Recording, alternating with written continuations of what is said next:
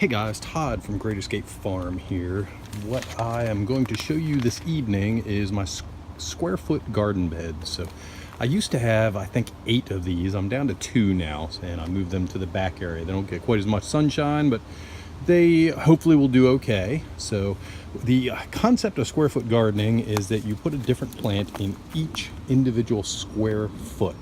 And I actually do have this mapped out. Let me explain what I have here first. So what I have is 4x4s that are kind of all nailed together here, 2 high, so I am about 7 inches off the ground. And I put good soil in, and I put a string around it so I can keep Mr. Murphy back there and his sister Molly from hopping in. And actually the string really does keep them out. When I initially put these in when the plants were small, they started hopping in there, so I had to do something. I just put the string up and that kept them out. So they only go in once in a while. So square foot, how do I do this? So I have, you see right here, I have that marked A, and that one is B, and that one is C, and that one is D, and I have a nail sticking up right here.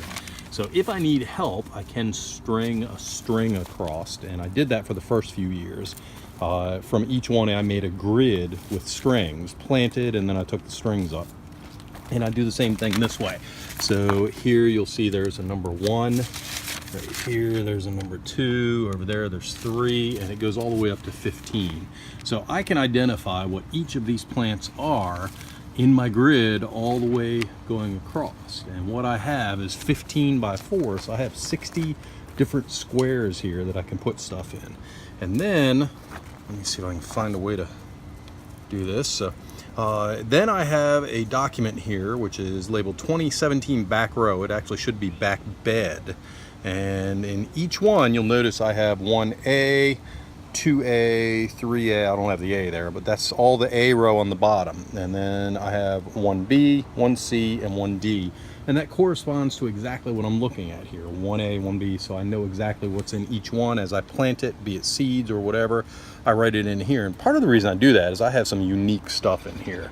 So a lot of people have never heard of amaranth. I have that growing in the back. I have mustard growing right here. I have, I was gonna say cherry tomato. I have ground cherry right there. I have garden huckleberry back there. Green beans people have heard of. I have borage right there. I have, let's see, I have beets right here. I have something, a medicinal plant called toothache plant right here. And then I have some other things. I actually had a couple of wild edibles come up. And this one right here would be one of them. And that one is lamb's quarters, so lots of different things here. And then I have the usuals, the tomatoes and peppers and onions in there. And back this way I have New Zealand spinach is what this vine is right here. Again, I have some more onions and stuff. I have dill weed in here and lots of stuff. That's Forzante there. And let's see, that one right there is, let me think, that one is anise hyssop or hyssop, or anise hyssop or hyssop. And I have some carrots growing in here. This one is lemon balm. So what I do is, if you notice, I didn't say I had any lettuce. I do have some things like New Zealand spinach and some mustard here, so I will come by and grab some of those leaves and throw into a salad. But for the most part, I'll just buy organic salad at a store, and then I will add in a bunch of herbs and stuff. So the lemon balm, and I just throw in some mustard greens on top and some amaranth and stuff like that. Eventually I'll get some ground cherries to add on top and just throw in and get a bunch of different flavors on there. So the what else did I want to tell you? Let's see, if you'll notice, this is mulched, so it's a lot easier taking care of weeds if it's mulched. So I planted everything, and then I came through, and after a couple of weeks I put a layer of mulch on that took the weed pressure down, as well as I don't have to water as much because it keeps things moist. As far as square foot gardening, I kind of mix that with companion planting. So I try to put things together near one another that like one another and help one another. So I put the green beans near stuff that likes nitrogen.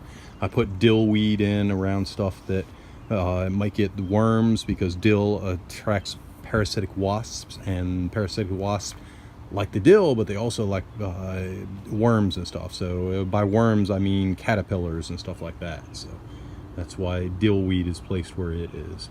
So I think that's it for square foot gardening. The square foot gardening method, there's a book out on it written by Mel Bartholomew. If you're interested, I highly recommend that you check that out. And I also have a previous blog post on greatescapefarms.com about his book and some of the concepts he has. I don't follow it exactly, but I do to some extent. So that's it for this post. Please consider subscribing to our YouTube channel, and I hope you have a great day. Thank you very much.